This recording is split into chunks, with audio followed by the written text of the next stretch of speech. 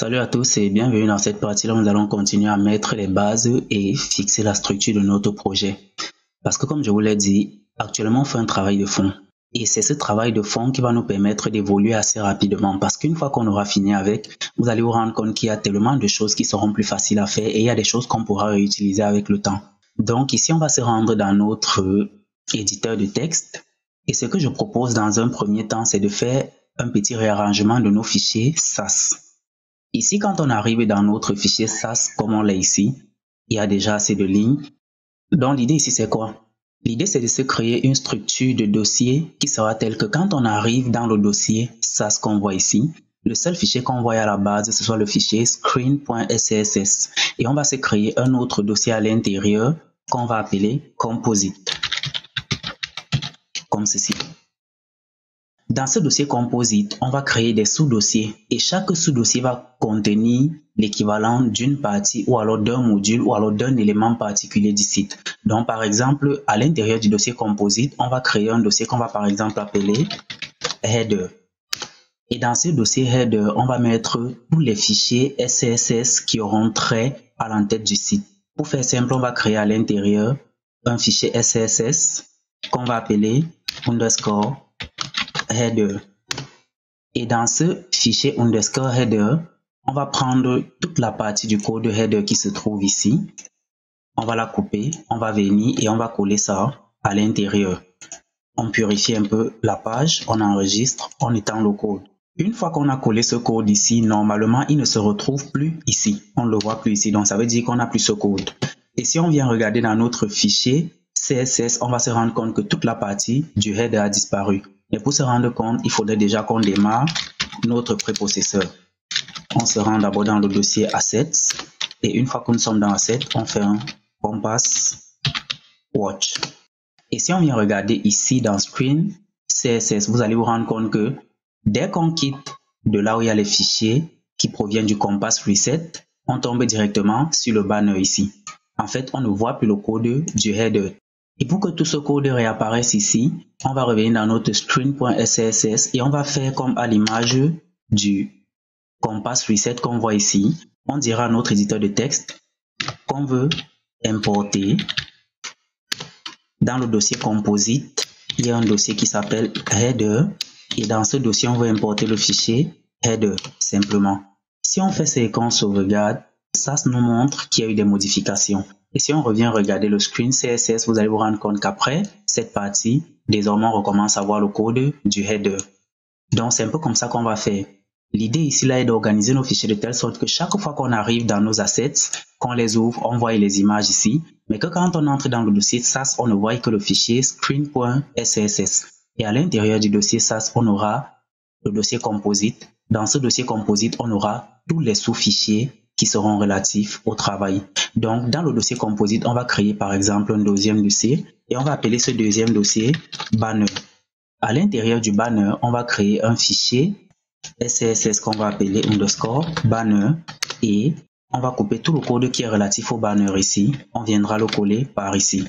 On purifie légèrement le code, on l'étend et on va revenir ici, dire à notre éditeur qu'on importera un fichier qui se trouve dans le dossier composite. Ensuite, il y a le dossier banner et que dans ce dossier banner, on veut prendre le banner. On referme, on n'oublie pas les points-virgules et on va revenir ici dans notre screen CSS. On va se rendre compte que le code du banner y est également. Donc tout apparaît. L'avantage c'est que quand on arrive dans notre fichier .scss, le fichier est relativement propre, on voit clairement tout ce qu'il y a à voir. Et si on veut se rendre dans une partie pour modifier en lisant uniquement les imports, on sait là où on doit se rendre. On sait qu'on va aller dans Composite, on cherche le dossier Header et dans Header. Et de la même façon, quand on va venir dans le Header, si on regarde le code du Header ici, je vais replier la ligne de commande. Si on regarde le code du Header ici, vous allez vous rendre compte qu'on a par exemple cette partie qui s'appelle Navigation. Donc on peut couper Navigation comme ceci. Et dans le dossier Header, on va créer un fichier qui va s'appeler underscore navigation. À l'intérieur de ce underscore navigation, on va coller tout le code qui provient de la sous-partie navigation. On va enregistrer. Normalement, si on revient ici dans notre fichier CSS, vous allez vous rendre compte qu'on ne voit plus les parties de navigation. On voit tout ce qui concerne le header, mais quand on arrive à la partie du header qui concerne les navigation, on ne voit plus. Donc, pour faire apparaître les navigation, on va revenir ici dans notre fichier header underscore header.css et on va charger la sous-partie underscore navigation. On sauvegarde le fichier, on revient dans notre code. On a de nouveau les navigations qui sont revenues. Donc, on a navigation. Personnellement, je trouve cette façon d'organiser le code plus efficiente. Pourquoi? Parce que, imaginez-vous, on a un code de CSS de 9000 lignes et après on a une section, par exemple, blog. Dans le blog, on peut voir le nombre de personnes qui ont lu un article. Et on va commencer à se demander où est-ce que se trouve la div qui montre le nombre de personnes qui ont lu mon article. On va défiler tout un code, passer le temps à défiler le code. Par contre, quand on organise notre code comme ceci, on n'a pas besoin de fouiller trop longtemps. Quand on arrive, on entre dans le dossier SAS, on voit les sous-dossiers qui y a à l'intérieur et on cible l'élément ou alors le module du site dans lequel on avait mis cette classe et on va faire la modification à l'intérieur.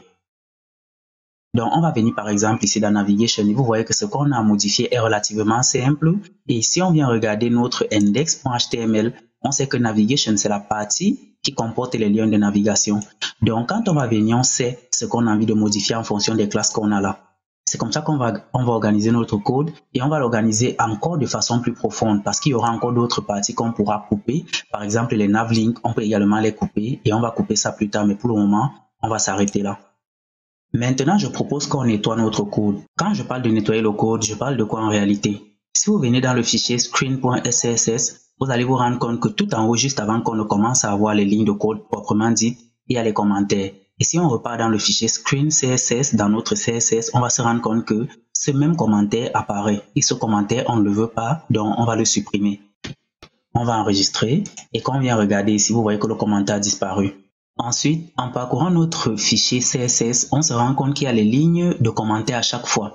Chaque fois qu'on fait une modification dans un fichier SCSS, le code sera compilé par le préprocesseur SAS. Et le préprocesseur SAS marque une ligne de commentaire pour indiquer que le code que j'ai compilé ici provient en fait d'une source qui est à tel endroit.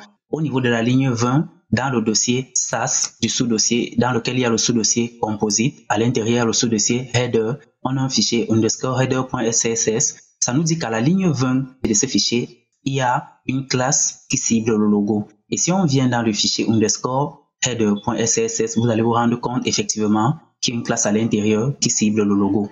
Donc, nous, on ne veut pas ces commentaires. Et pour enlever ces commentaires, c'est très simple. On va se rendre dans le fichier config.rb. Et dans le fichier config.rb, on a une ligne ici qui dit line comments false. Donc, en réalité, ça veut dire que on ne veut pas de commentaires, mais pour le moment, cette ligne est commentée. Le dièse que vous voyez devant signifie que cette ligne est commentée.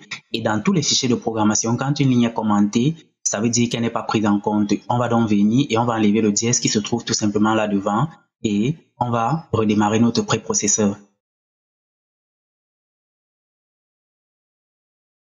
Une fois qu'on redémarre notre préprocesseur, on n'a rien à faire, on n'a même pas besoin d'actualiser ou d'enregistrer quoi que ce soit. Vous voyez que les lignes de commentaires disparaissent instantanément. Cela étant fait, la dernière chose qu'on va faire, c'est d'enlever les liens externes vers les polices de texte. Donc, on va couper le lien qui charge les polices de texte, de venir dans le composite, de créer un dossier qu'on va appeler fonts.